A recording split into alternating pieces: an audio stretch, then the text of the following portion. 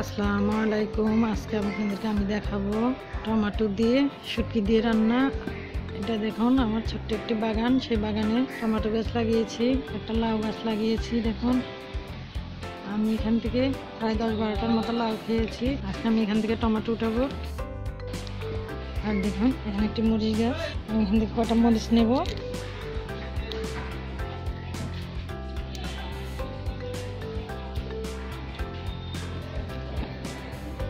এই গাছটা থেকে আমি অনেক মরিচ খেয়েছি, এই গাছটা অনেক মরিচ ধরেছে মাশাআল্লাহ। এখন আমি টমেটো নেব। দেখুন অনেকগুলো টমেটো ধরেছে, টমেটোগুলো পাকার সময় এসেছে। আমি কিন্তু পাকা টমেটো নেব না, আমি আজকে কিন্তু কাঁচা টমেটো দিয়ে শুটি দিয়ে পাক করে দেখাবো। দেখুন মাশাআল্লাহ টমেটোগুলো অনেক বড় বড় হয়েছে, অনেকগুলো টমেটো ধরেছে। দেখুন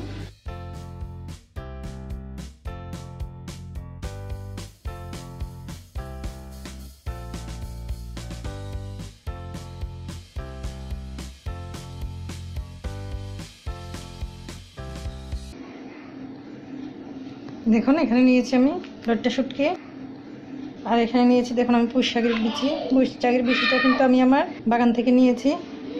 আর এই টমেটো, কাঁচামরিচ এগুলো দিয়ে আপনাদেরকে আমি রান্না করে দেখাবো। দেখুন আমি শুটকিগুলোকে ছোট ছোট করে একটু হালকা কুসুম গরম পানির ভিতরে ভিজিয়ে রেখেছি। তারপর এখানে নিয়েছি আমি পুঁই শাকের বিচিগুলো, এখানে ধনিয়া পাতা, এখানে পেঁয়াজ, এখানে দেখুন রসুনগুলোকে ছোট ছোট করে কুচি করে নিয়েছি, এখানে কাঁচামরিচ, আর এখানে টমেটো।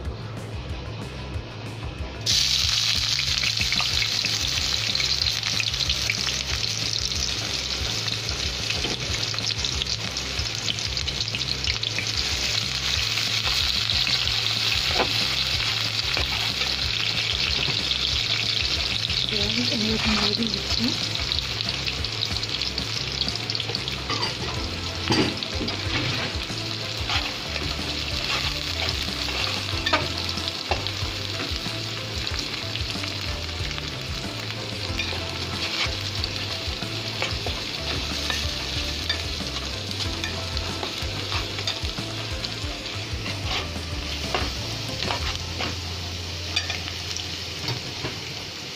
কাঁচামরিচ,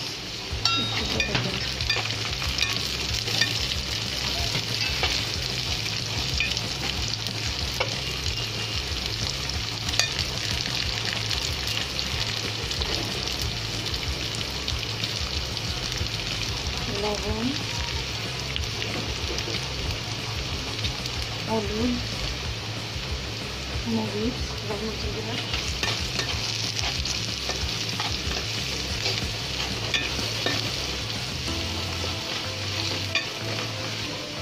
আদা রসুন আমার এখানে একসাথে মিক্স করা।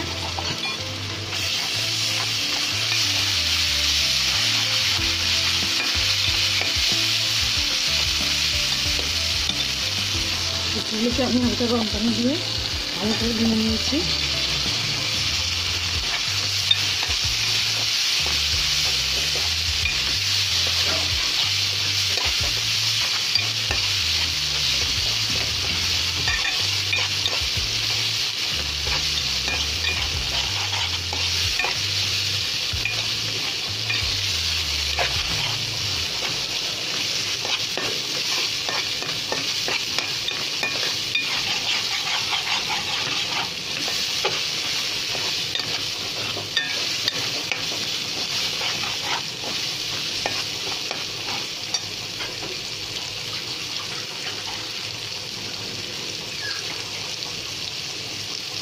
একটু টমেটো দিচ্ছি,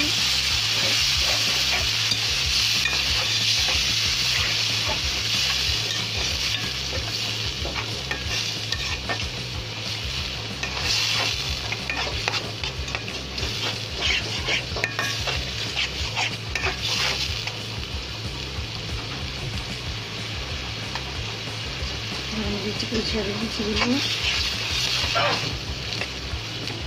কাঁচা টমেটোগুলো আমি একদম পাতলা পাতলা করে নিয়েছি।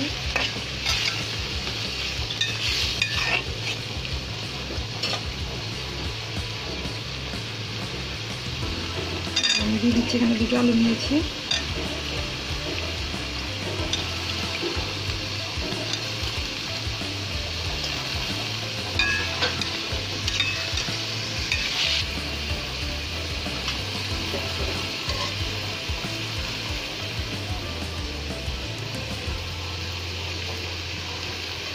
এবার আমি এগুলোকে 2 মিনিট ঢেকে রাখবো।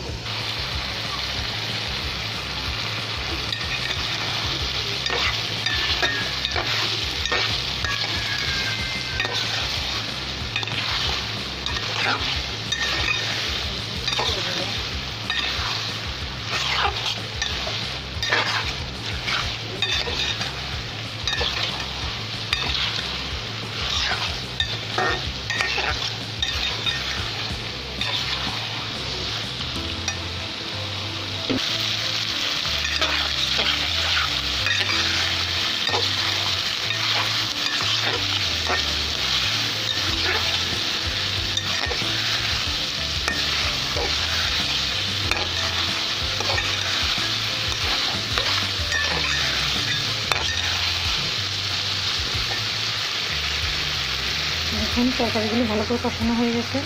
এবার আমি ঝোল দিয়ে দেবো।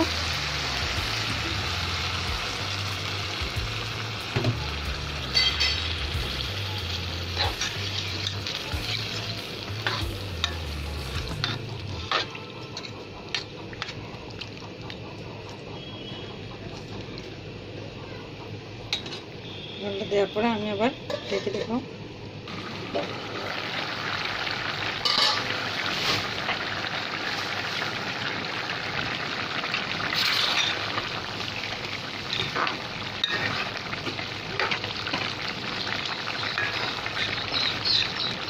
ঝোলগুলো আরও শুকিয়ে ফেলবো।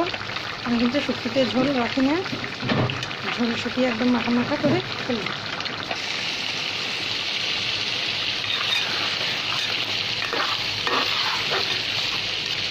দেখুন তরকারি ঝোলটা একদম মাখা মাখা হয়ে গেছে।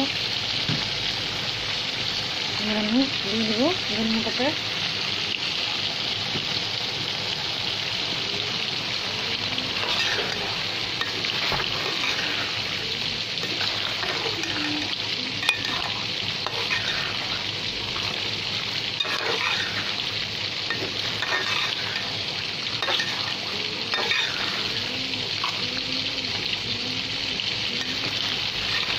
একটু ঝোল দিয়ে একদম শুকনো শুকনো করে ফেলেছি। এবার আমি নামিয়ে ফেলবো।